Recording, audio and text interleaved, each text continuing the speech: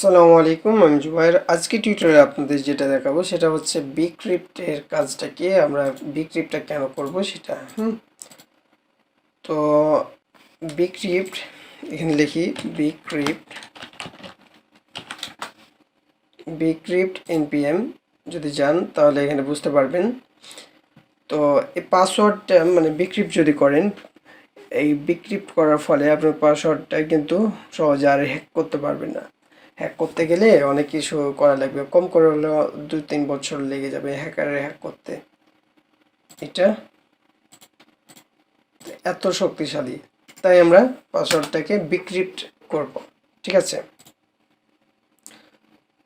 তো bcrypt সম্বন্ধে আরো ভালো মতন জানতে গেলে একটু ভালো মতন ডকুমেন্টেশনগুলো পড়বেন, তাহলে বুঝতে পারবেন। তো bcrypt-টা আমরা এভাবে ব্যবহার করব।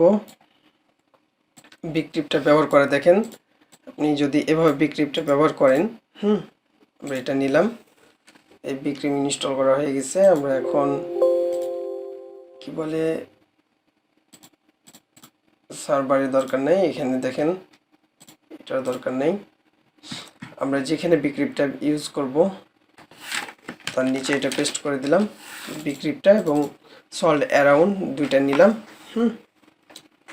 নেওয়ার পর এখানে bcrypt-এর কাছে যাওয়ার পর এই যে দেখেন প্লেন পাসওয়ার্ড, এখানে কি করতে হবে, এরকমভাবে জেনারেট করতে পারেন, অথবা bcrypt এভাবে প্লেন পাসওয়ার্ড তারপর সল্ট তারপর এভাবে ব্যবহার করতে পারেন। ঠিক আছে, অথবা এখানে কম্পেয়ার করার জন্য এটা, তো আমরা যদি এখানে bcrypt-টা করি এভাবে, তাহলে কি হবে, আমরা এটাকে কপি করে নিলাম।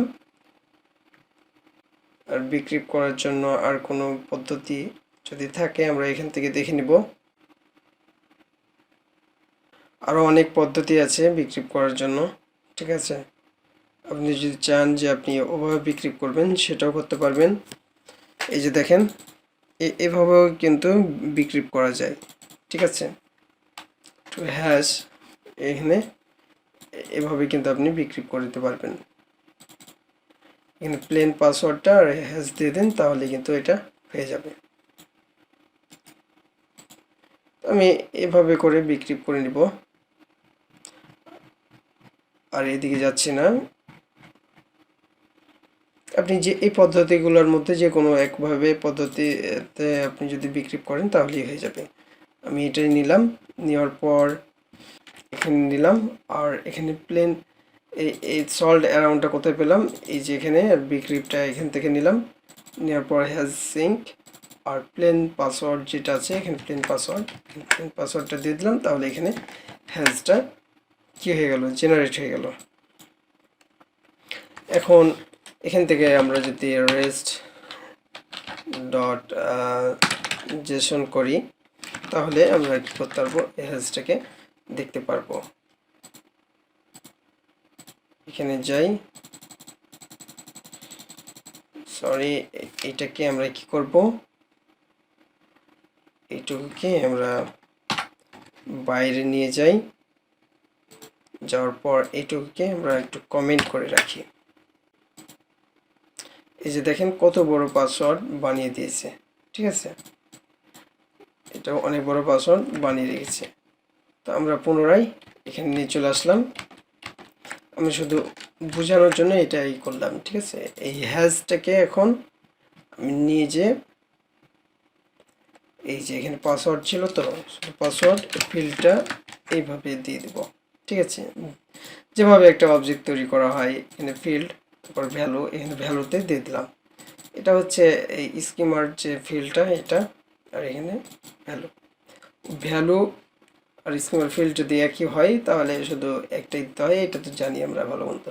তো এখন যদি আমরা এটাকে সেন্ড করি, পুনরায় মেসেজটাকে যদি আমরা সেন্ড করি, দিস ইজ অলরেডি ইউজড দেখাচ্ছে। তার মানে হচ্ছে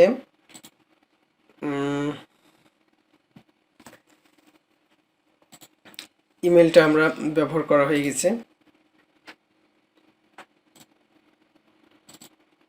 ইউজার রেজিস্টার মডেল এখানে ফাইন্ড অন করেছে, ফাইন্ড আউট করার পর এটা পেয়ে গেছে।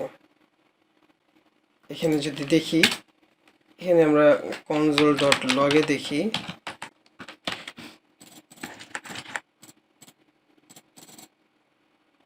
console.log-এ দেখলে আমরা এটা ইমেলটা দেখতে পারবো।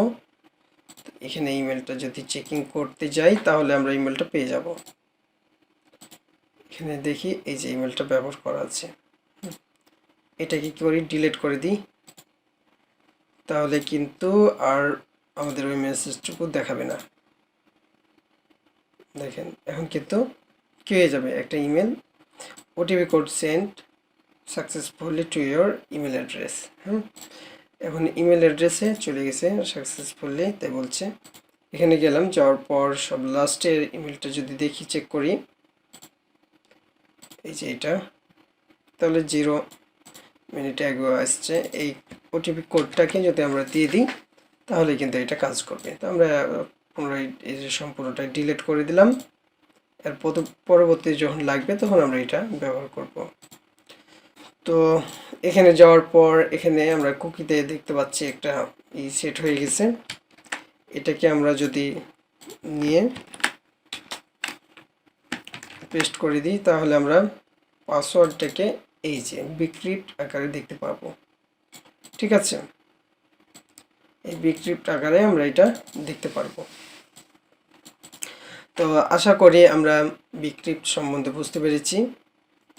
এখন এই bcryptটাকে যদি আমরা এখন কম্পেয়ার করতে চাই, মানে যখন আমরা আবার চেক করব তখন কিন্তু আবার bcrypt-এ কি পাসওয়ার্ড দেওয়া ছিল সেটা কিন্তু আমরা দেখতে পারবো না। শুধু আমরা পাসওয়ার্ডটুকু এইরকমভাবে দেখতে পাবো, কিন্তু আগে যে 1 2 3 4 5 দেওয়া ছিল সেটা কিন্তু আর দেখতে পারবো না। শুধু দেখতে পারবো এই পাসওয়ার্ডটা আসলে ঠিক আছে কি না নাই, সেটা শুধু দেখতে পারবো। ঠিক আছে, তো এটা করার জন্য আমরা কম্পেয়ার আছে যেটা, এই তো এটা আমরা এরকমভাবে ব্যবহার করতে পারি। এখন এটা নিয়ে গেলাম, নিয়ে যাওয়ার পর আমরা এখানে কম্পেয়ার সম্বন্ধে একটু দেখে নিই। এটুকু উঠাই দিলাম, এটা দরকার নাই। এখানে পাসওয়ার্ডটা তৈরি হওয়ার পর আমরা এখানে যদি কম্পেয়ার করি, এখানে হ্যাজ পাসওয়ার্ডটা দিলাম, দেওয়ার পর এখানে প্লেন যে পাসওয়ার্ডটা আছে সেটা দিলাম।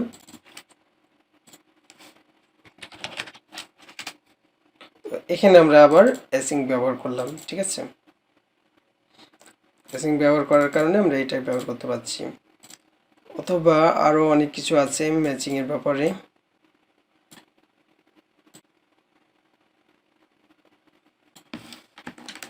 তো এভাবেও আমরা ব্যবহার করতে পারবো। ঠিক আছে, তো আমি এভাবে করে নিয়ে নিলাম।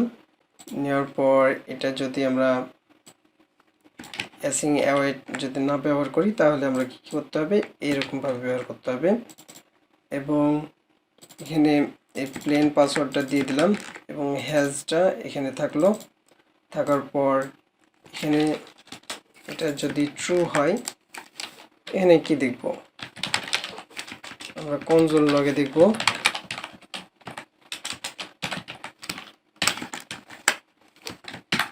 আর এরর যদি হয় তাও আমরা কনসোল লগে দেখব। ঠিক আছে, ট্রু আর ফলস দেখতে পারবো। তো এখানে আরেকটা আমরা দিয়ে দিই,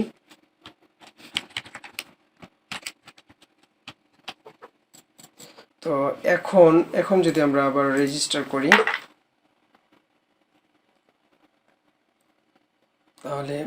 তাহলে আমরা এই যে এখানে দেখতে পাচ্ছি ট্রু। এখানে প্রথমে ছিল রেজাল্ট, এটা ট্রু দেখতে পাচ্ছি, মানে এখানে হ্যাজটা যেটা দিয়েছি এবং পাসওয়ার্ডটা যে প্লেন পাসওয়ার্ডটা দিয়েছি 1 2 3 4 এটা সত্য, ঠিক আছে, সমস্যা নেই, তাই এটা ট্রু দেখা যাচ্ছে। মানে পাসওয়ার্ডটা ঠিক ম্যাচ করেছে। তারপরে আমরা যে কাজগুলো করতে চাই সেগুলো করতে পারবো। আর এরর হলে পরে অন্য কাজ, পাসওয়ার্ডটা ম্যাচ করেনি সেটা সে কন্ডিশন নিয়ে যেতে পারবো। এইটুকু দেখাইলাম এই কারণে যে এটা bcrypt-এরই একটা অংশ, তাই মানে bcrypt bcrypt সম্বন্ধে বুঝতে গেলে এই দুইটাই লাগবে, এই দুইটা বুঝতে পারলেই হয়ে গেল। তো আশা করি বুঝতে পেরেছেন। আজকের টিউটোরিয়াল এ পর্যন্ত। আল্লাহ হাফেজ।